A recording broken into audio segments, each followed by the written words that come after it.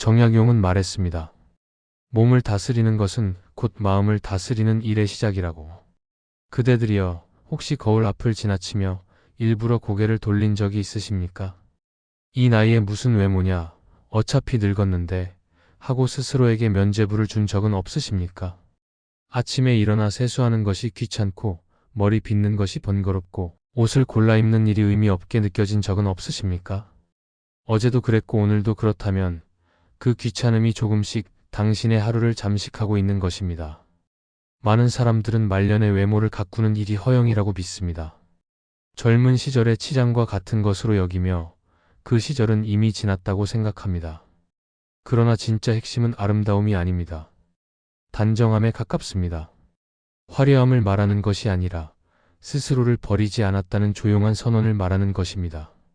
오늘 이 이야기가 끝날 때쯤 그대들은 거울이 단순한 유리가 아니라 자기 자신과의 약속을 비추는 창이라는 것을 알게 될 것입니다.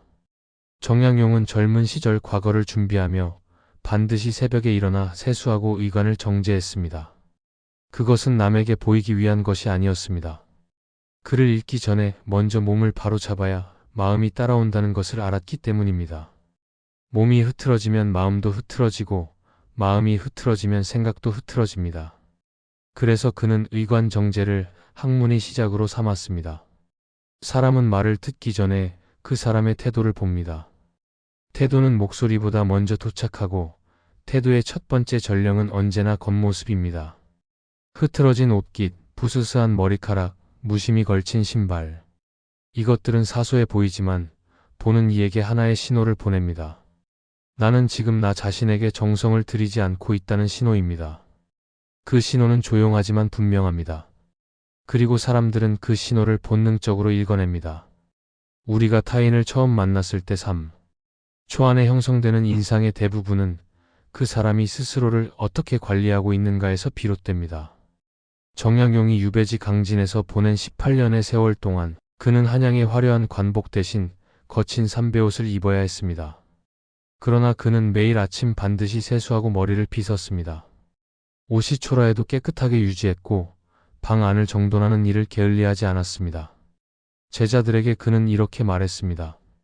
형편이 궁할수록 몸가짐을 더 단정히 하라. 그것이 스스로 무너지지 않는 방법이다. 이 말은 거칠애에 대한 것이 아니었습니다. 자기 자신과의 약속에 대한 것이었습니다. 나는 아직 포기하지 않았다는 약속. 나는 여전히 나를 돌볼 가치가 있는 사람이라는 약속. 그 약속을 매일 아침 거울 앞에서 갱신하는 것입니다. 유배지의 추운 새벽, 차가운 물에 세수하는 일이 편할 리 없었습니다. 그러나 그는 그 불편함을 선택했습니다.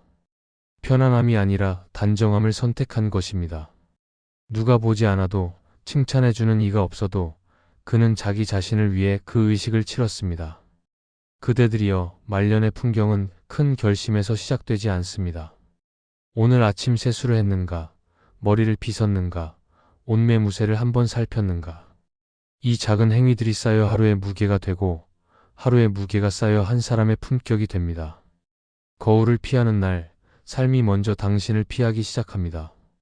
거울은 그대의 얼굴만 비추는 것이 아닙니다. 그대가 스스로를 어떻게 대우하고 있는지를 비춥니다. 그러니 오늘 한번 거울 앞에 서 보십시오. 외면하지 말고 있는 그대로의 자신을 바라보십시오. 그리고 그 사람에게 최소한의 예의를 갖추어 주십시오.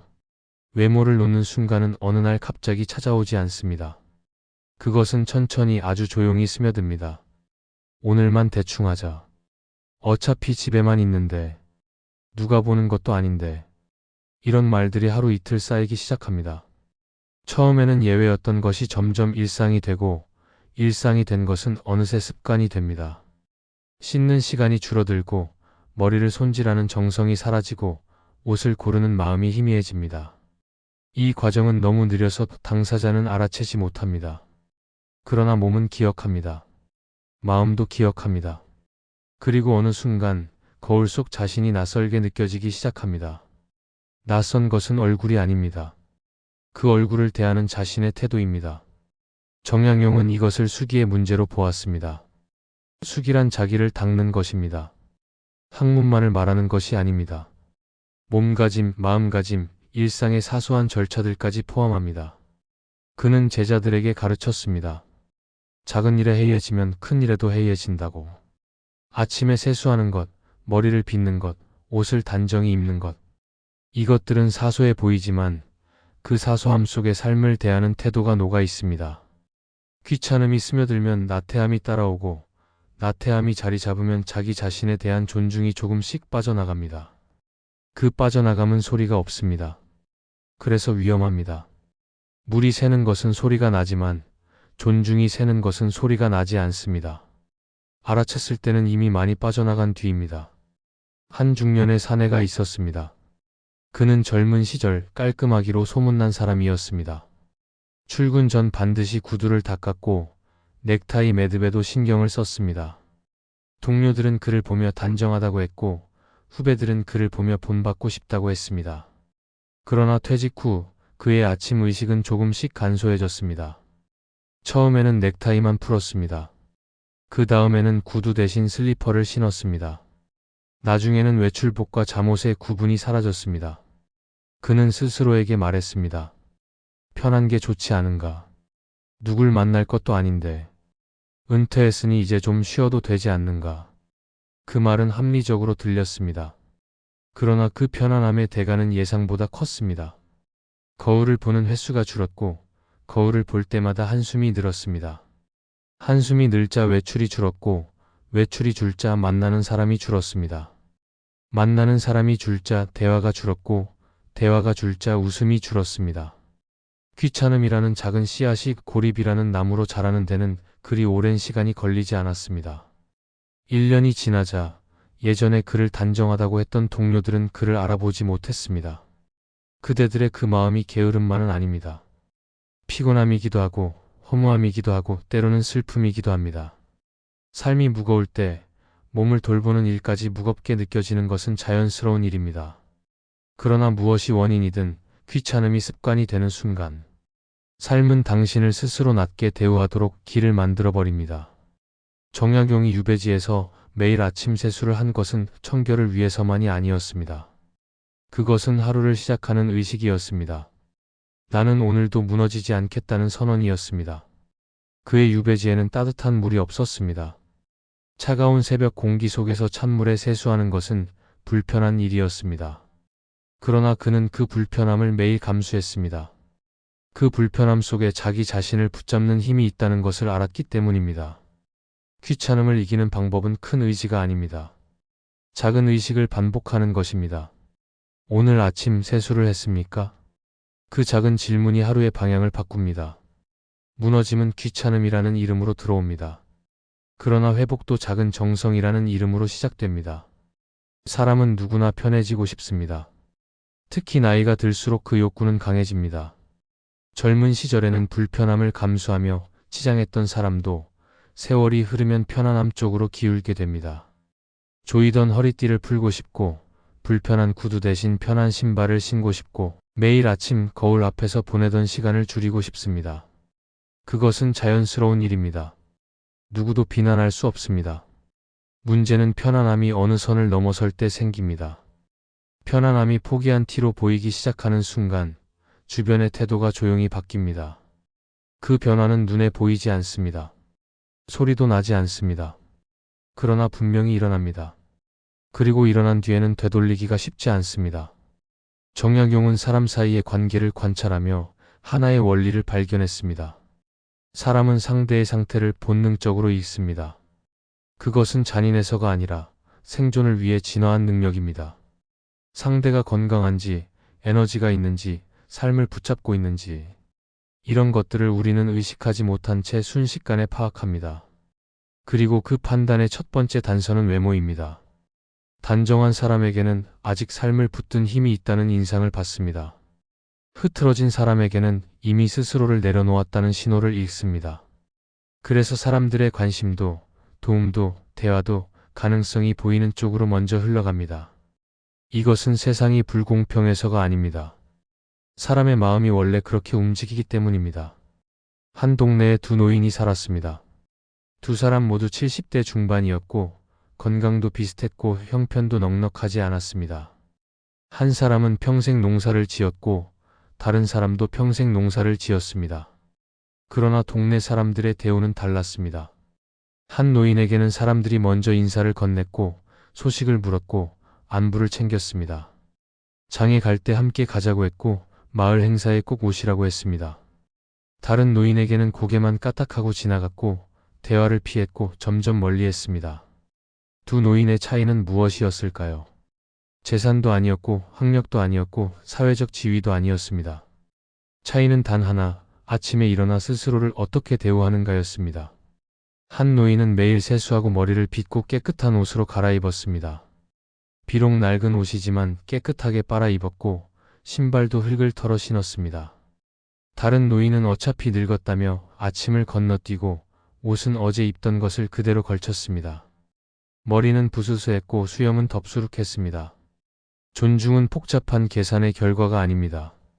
그것은 직관적인 반응입니다. 스스로를 존중하는 사람에게는 존중이 돌아오고 스스로를 포기한 사람에게는 포기한 만큼의 대우가 돌아옵니다. 인사를 건네던 사람은 고개만 끄덕이고 말을 섞던 사람은 일이 있다며 물러납니다. 결국 외로움이 생긴 것이 아닙니다. 존중이 빠져나간 자리에 외로움이 들어온 것입니다. 그 순서를 착각하면 해결책도 잘못된 방향으로 흐릅니다. 사람들이 왜 나를 피하는지 원망하기 전에 내가 먼저 나를 피하지 않았는지 돌아보아야 합니다. 정약용은 유배 시절 형편없이 초라한 모습으로 지낼 수도 있었습니다.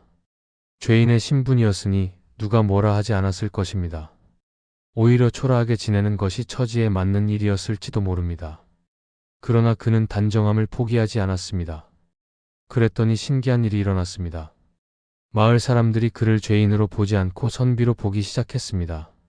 제자들이 찾아왔고 존경이 쌓였습니다. 그의 단정함이 존중을 만들었고 존중이 관계를 만들었고 관계가 유배 생활의 외로움을 덜어주었습니다. 편안함의 대가는 생각보다 큽니다. 그러나 약간의 불편함을 감수하면 그 대가보다 더 큰 것을 얻을 수 있습니다. 그대들이여, 오늘 아침 거울 앞에서 무엇을 선택하셨습니까? 편안함입니까? 아니면 나를 향한 최소한의 예의입니까? 정약용이 관직에 있을 때 그는 사람을 평가해야 할 일이 많았습니다. 누구를 천거할 것인가? 누구에게 일을 맡길 것인가?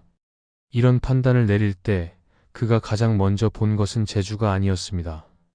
화려한 말솜씨도 아니었고 출중한 문장력도 아니었습니다. 그가 가장 먼저 본 것은 그 사람의 단정함이었습니다. 의관이 정제되어 있는가? 몸가짐이 흐트러지지 않았는가? 사소한 부분까지 신경을 쓰고 있는가? 이런 것들을 살폈습니다. 왜냐하면 단정함은 단순히 겉모습의 문제가 아니기 때문입니다. 그것은 스스로를 다스릴 줄 아는 사람의 표지입니다. 겉이 흐트러진 사람의 속이 단정할 확률은 낮습니다. 반대로 겉을 단정히 하는 사람은 속도 그만큼 다잡으려 노력하는 경우가 많습니다. 숙이라는 말이 있습니다. 자기를 닦는다는 뜻입니다. 유학에서 가장 기본이 되는 가르침 중 하나입니다. 정약용은 수기가 되지 않은 사람에게는 어떤 일도 맡기지 않았습니다. 아무리 재주가 뛰어나도 아무리 지식이 해박해도 자기 자신을 다스리지 못하는 사람은 결국 이를 그르친다는 것을 경험으로 알았기 때문입니다. 그리고 그 수기의 첫 번째 단계는 몸가짐이었습니다. 몸을 단정히 하지 못하는 사람이 어떻게 마음을 단정히 할 수 있겠느냐? 마음을 단정히 하지 못하는 사람이 어떻게 일을 단정히 처리할 수 있겠느냐? 이것이 정약용의 생각이었습니다. 그래서 그는 사람을 볼 때 먼저 그 사람의 신발을 보았습니다. 신발이 깨끗한 사람은 대체로 다른 부분도 깨끗했고 신발이 지저분한 사람은 대체로 다른 부분도 소홀했습니다. 같은 나이, 같은 형편, 같은 병약함을 가진 두 사람이 있습니다. 한 사람은 대접을 받고 다른 사람은 무시당합니다. 그 차이는 어디서 오는 것일까요? 능력의 차이일까요? 인맥의 차이일까요? 물론 그런 것들도 영향을 미칩니다. 그러나 같은 조건이라면 결국 분기점은 하나입니다. 자기 자신에게 준 최소한의 예의입니다. 아침에 일어나 세수하고 머리를 빗고 옷을 갈아입는 사람과 그러지 않는 사람 사이에는 눈에 보이지 않는 격차가 생깁니다. 그 격차는 시간이 지날수록 벌어집니다. 처음에는 작은 차이지만 1년이 지나면 큰 차이가 되고 10년이 지나면 전혀 다른 삶이 됩니다. 한 사람은 여전히 사람들 속에 있고 다른 사람은 점점 사람들로부터 멀어집니다. 한 마을에 두 형제가 있었습니다. 형은 젊은 시절부터 몸가짐에 신경을 썼고 아우는 편한 대로 살았습니다. 둘 다 농사를 지었고 둘 다 비슷한 형편이었습니다. 형은 밭에 나갈 때도 깨끗한 옷을 입었고 아우는 어차피 흙 묻을 건데 하며 아무 옷이나 걸쳤습니다. 그러나 세월이 흐르자 차이가 나기 시작했습니다. 형에게는 사람들이 모여들었습니다. 마을 일을 상의할 때 형을 찾았고 경조사에는 형을 먼저 불렀습니다. 형의 의견은 무게가 있었고 형의 말에는 사람들이 귀를 기울였습니다. 아우에게는 사람들이 점점 오지 않았습니다. 특별히 싫어하는 것은 아니었지만 굳이 찾아갈 이유도 없었습니다. 아우는 원망했습니다. 사람들이 차갑다고, 세상이 불공평하다고. 그러나 그것은 사실이 아니었습니다. 아우는 먼저 자기 자신에게 차갑게 대했고 세상은 그것을 그대로 돌려준 것뿐이었습니다. 사람들은 거울과 같습니다. 내가 나를 대우하는 방식을 보고 나를 그렇게 대우합니다. 화려함이 기준이 아닙니다. 비싼 옷을 입으라는 것이 아니고 명품을 걸치라는 것이 아닙니다. 깨끗함이 기준입니다. 냄새가 나지 않는 몸, 정리된 머리카락, 단정한 옷자락.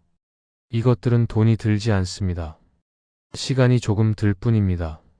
그 시간은 나 자신에게 투자하는 시간입니다. 나는 아직 나를 버리지 않았다는 신호를 나 자신에게 그리고 세상에 보내는 시간입니다. 정약용은 말했습니다. 군자의 단정함은 남에게 보이기 위함이 아니라 스스로의 마음을 바로잡기 위함이라고. 그대들이여, 오늘 그대의 몸가짐은 그대의 마음가짐을 말해주고 있습니다. 같은 나이 다른 결말. 그 분기점은 바로 오늘 아침 거울 앞에 있습니다. 그대들이여, 비싼 옷을 말하는 것이 아닙니다. 명품 화장품을 말하는 것이 아닙니다. 미용실에 자주 가라는 것도 아니고 젊은 시절처럼 치장하라는 것도 아닙니다. 기준을 화려함에 두면 금방 포기하게 됩니다. 젊었을 때처럼 꾸밀 수 없다는 것은 누구나 압니다. 돈도 없고 시간도 없고 체력도 예전 같지 않습니다. 그래서 아예 포기하는 분들이 많습니다. 그러나 기준을 맑음에 두면 이야기가 달라집니다. 깨끗함에 두면 이야기가 달라집니다. 그러면 누구나 다시 시작할 수 있습니다. 맑음은 돈이 들지 않습니다. 시간이 조금 들 뿐입니다. 그 시간마저 아까워서 쓰지 않겠다면 그것은 스스로를 아까워하지 않는다는 뜻입니다. 나에게 하루에 30분도 투자할 수 없다면 누가 나에게 시간을 투자하겠습니까? 정약용의 유배 시절을 생각해 보십시오. 그에게는 화려한 옷이 없었습니다. 좋은 비누도 없었고 향수도 없었습니다. 거울조차 변변치 않았을 것입니다. 유배지 강진은 궁벽한 시골이었고 그는 죄인의 신분이었습니다. 누가 그에게 좋은 물건을 가져다 주겠습니까? 그러나 그는 매일 아침 차가운 물에 세수했고 손으로 머리를 빗었고 옷의 먼지를 털었습니다. 그것만으로도 그는 흐트러지지 않은 사람으로 보였습니다. 마을 사람들은 그를 죄인이 아니라 선비로 대했습니다. 화려함이 없어도 맑음만 있으면 존중을 만들 수 있습니다. 중요한 것은 치장이 아니라 정돈입니다. 겉을 꾸미는 것이 아니라 흐트러짐을 잡는 것입니다. 냄새가 나지 않는 몸. 이것이 첫 번째입니다. 땀 냄새, 입 냄새, 옷의 뱃 냄새.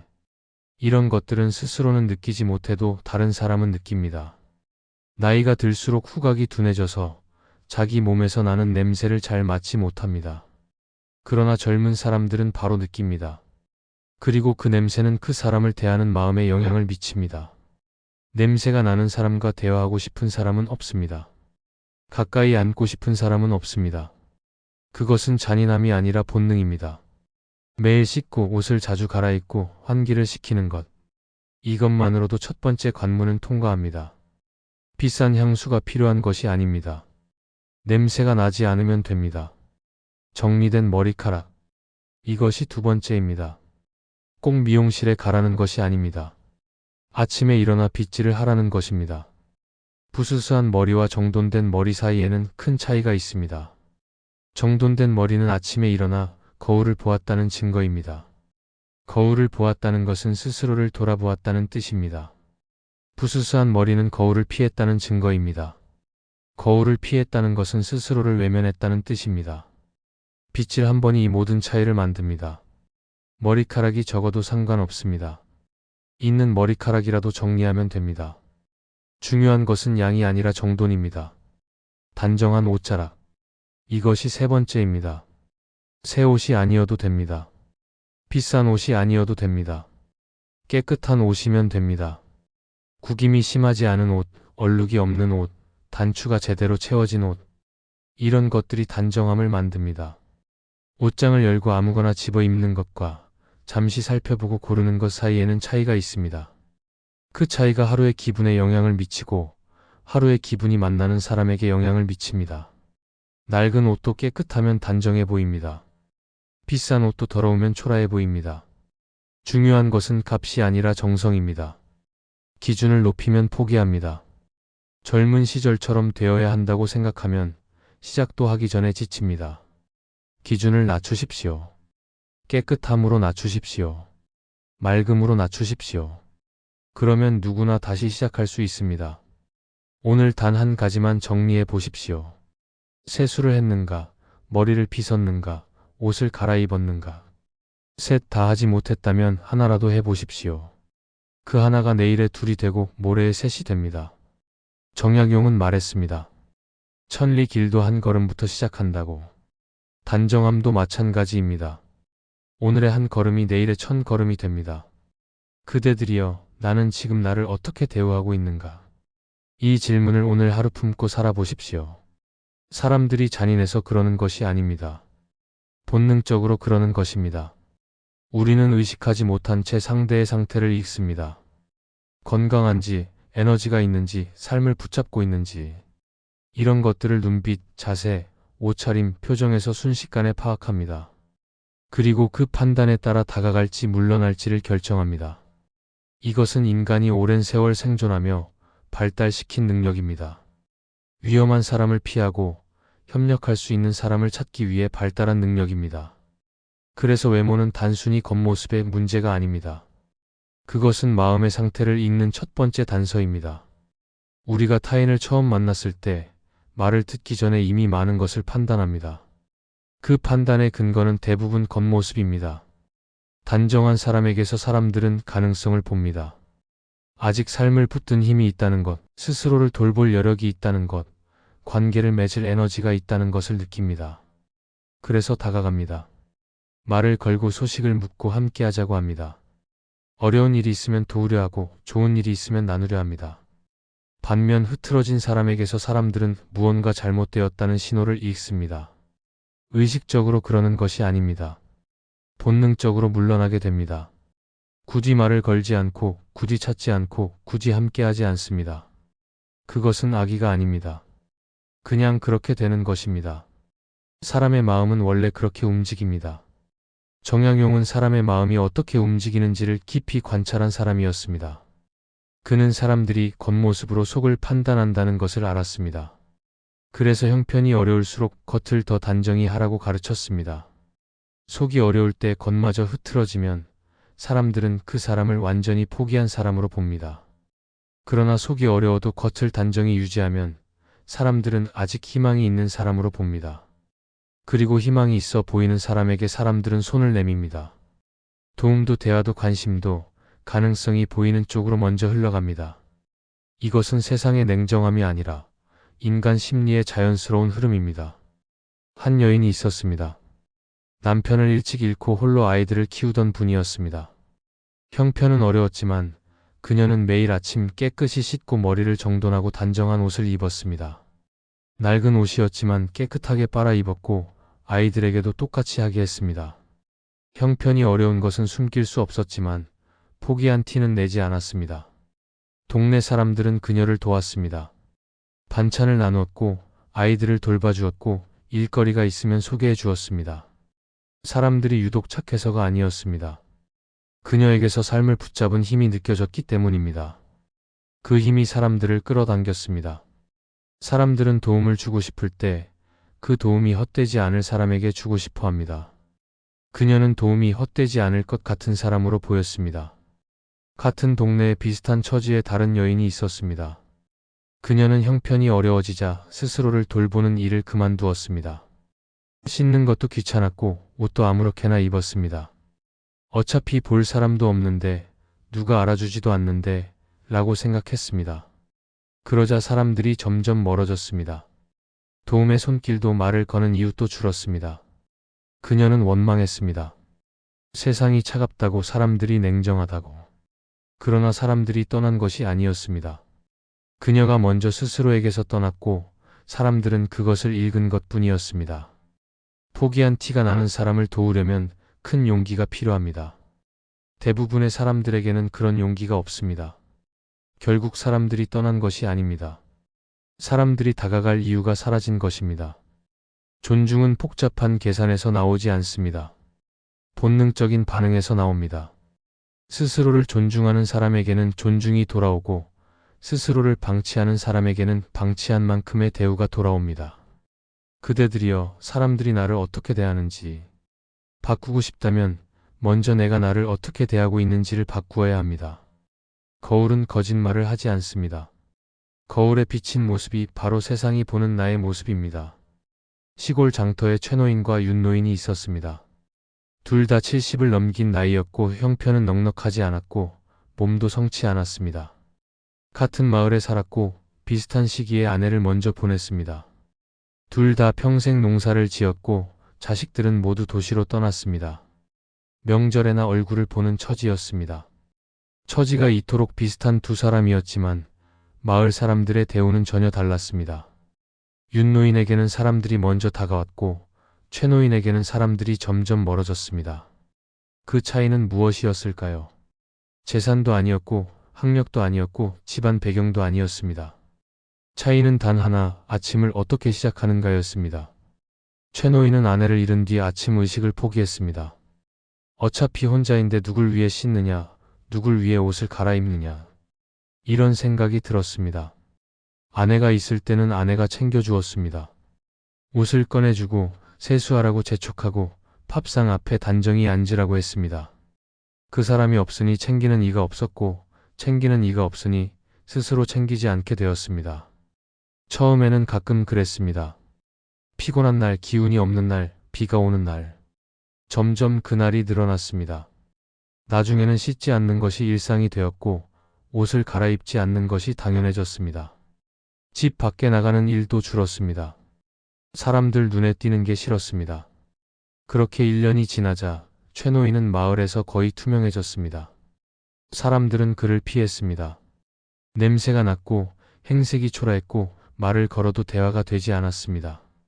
눈빛에 생기가 없었고 목소리에 힘이 없었습니다. 아이들은 그를 무서워했고 어른들은 그를 불쌍히 여기면서도 가까이 하지 않았습니다. 윤노인도 아내를 잃고 큰 슬픔에 빠졌습니다. 밤마다 울었고 아침마다 허전했습니다. 그러나 그는 아침 의식을 포기하지 않았습니다. 비가 와도 씻었습니다. 차가운 물이었지만 반드시 세수했습니다. 머리를 빗고 수염을 다듬고 깨끗한 옷으로 갈아입었습니다. 낡은 옷이었지만 빨아서 입었고 구멍이 난 곳은 기워 입었습니다. 그리고 마당을 쓸었습니다. 천천히 하지만 매일 쓸었습니다. 그러고 나서야 하루를 시작했습니다. 이것은 누가 시켜서 한 것이 아니었습니다. 아내가 살아있을 때 늘 그렇게 했기 때문에 그 습관을 유지한 것뿐이었습니다. 아내가 그러워서, 아내가 좋아했던 자신의 모습을 유지하고 싶었는지도 모릅니다. 아내에 대한 그리움이 그를 단정하게 만들었습니다. 마을 사람들은 윤노인에게 말을 건넸습니다. 장에 갈 때 함께 가자고 했고 마을 모임에 꼭 오시라고 했습니다. 소식이 있으면 윤노인에게 먼저 알렸고 도움이 필요하면 윤노인에게 맡겼습니다. 젊은 사람들도 윤노인에게 인사했습니다. 윤노인의 단정한 모습에서 존경할 만한 어른의 풍모를 느꼈기 때문입니다. 윤노인은 외롭지 않았습니다. 사람들 속에 있었기 때문입니다. 최노인은 점점 더 외로워졌습니다. 사람들이 피하니까 더 집에 있게 되었고 집에 있으니까 더 씻지 않게 되었고 씻지 않으니까 더 사람들이 피했습니다. 악순환이었습니다. 두 노인의 출발점은 같았습니다. 그러나 종착점은 완전히 달랐습니다. 3년이 지나자 윤노인은 마을의 어른이 되었고 최노인은 마을의 그림자가 되었습니다. 수고로움이 존중으로 바뀌는 것을 두 사람의 하루가 증명합니다. 윤노인이 쏟은 수고는 대단한 것이 아니었습니다. 아침에 30분 일찍 일어나 씻고 빗고 옷을 갈아입고 마당을 쓰는 것. 그것뿐이었습니다. 그러나 그 작은 수고가 그를 사람들 속에 머무르게 했고 사람들 속에 머무른 것이 그의 외로움을 덜어주었고 외로움이 덜해지니 삶을 붙잡는 힘도 유지되었습니다. 존중이 다시 삶을 붙드는 힘이 되는 것입니다. 그대들이여, 오늘 아침 어떤 선택을 하셨습니까? 최노인의 아침입니까? 윤노인의 아침입니까? 그 선택이 오늘 하루를 바꾸고 하루가 쌓여 삶을 바꿉니다. 유배지에서 정약용이 견딘 것은 고독만이 아니었습니다. 자기 자신을 놓치지 않으려는 싸움이었습니다. 한양에서 쫓겨난 죄인의 신분, 가족과 떨어진 외로움, 언제 끝날지 모르는 유배 생활. 이런 상황에서 사람은 쉽게 무너집니다. 아무도 보지 않으니 씻지 않아도 되고 아무도 만나지 않으니 옷을 갈아입지 않아도 됩니다. 포기의 유혹은 매일 찾아왔을 것입니다. 그러나 정약용은 포기하지 않았습니다. 그는 매일 아침 씻고 머리를 빗고 옷을 정돈했습니다. 그것은 남에게 보이기 위한 치장이 아니었습니다. 나는 아직 무너지지 않았다는 조용한 의식이었습니다. 씻고 정리하는 일은 단순한 청결의 문제가 아닙니다. 그것은 자기 자신에게 하는 선언입니다. 오늘도 나는 나를 포기하지 않겠다는 선언입니다. 정약용의 유배는 18년이나 계속되었습니다. 30대 후반에 유배되어 50대 중반에야 풀려났습니다. 인생의 가장 왕성한 시기를 궁벽한 시골에서 보낸 것입니다. 그 긴 세월 동안 그가 무너지지 않은 것은 매일 아침 반복한 작은 의식 덕분이었습니다. 씻고 빗고 정돈하는 것. 그 단순한 행위가 그의 정신을 지탱했습니다. 형편이 어려울수록 이 의식은 더 중요해집니다. 겉이 흐트러지면 속도 따라서 흐트러지기 때문입니다. 정약용은 유배지에서 수백 권의 책을 썼습니다. 목민심서, 경세유표, 흠음신서. 이 위대한 저술들은 화려한 서재에서 나온 것이 아닙니다. 초라한 유배지의 작은 방에서 나왔습니다. 어떻게 그것이 가능했을까요? 그는 매일 아침 몸을 단정히 한 뒤에야 붓을 들었습니다. 흐트러진 몸으로는 흐트러진 글밖에 쓸 수 없다는 것을 알았기 때문입니다. 단정함은 학문의 조건이었고 정신의 토대였습니다. 그 토대 위에서 그는 조선 후기 최고의 저술들을 남겼습니다. 만약 그가 포기했다면, 만약 그가 매일 아침 씻는 것을 그만두었다면 그 위대한 저술들은 세상에 나오지 못했을 것입니다. 오늘 거울 앞에서 한 번만 선택해 보십시오. 포기가 아니라 유지 쪽으로요. 대단한 것을 하라는 것이 아닙니다. 세수를 하십시오. 머리를 빗으십시오. 깨끗한 옷으로 갈아입으십시오. 이 세 가지만 하면 됩니다. 그 세 가지가 오늘의 나를 지탱하고 오늘의 내가 내일의 나를 지탱합니다. 말년의 풍경은 거창한 결심이 아니라 그 작은 유지가 쌓여 만들어집니다. 하루하루 쌓이는 단정함이 1년 뒤의 모습을 바꾸고 10년 뒤의 삶을 바꿉니다. 첫 장에서 던졌던 질문을 다시 드립니다. 그대들은 거울 앞을 피한 적이 있습니까? 이 나이에 무슨 외모냐 하고 스스로에게 면죄부를 준 적이 있습니까? 그 면죄부는 사실 면죄부가 아닙니다. 자기 자신에 대한 포기장입니다. 거울은 단순한 유리가 아닙니다. 자기 자신과의 약속을 비추는 창입니다. 오늘 그 창 앞에 서서 약속을 갱신해 보십시오. 나는 아직 나를 버리지 않았다고. 나는 아직 무너지지 않았다고. 그 조용한 선언이 오늘 하루를 바꾸고 하루가 쌓여 삶을 바꿉니다. 마지막 남는 자조는 결국 이것입니다. 씻고 빗는 것, 그것은 살아있음의 선언입니다.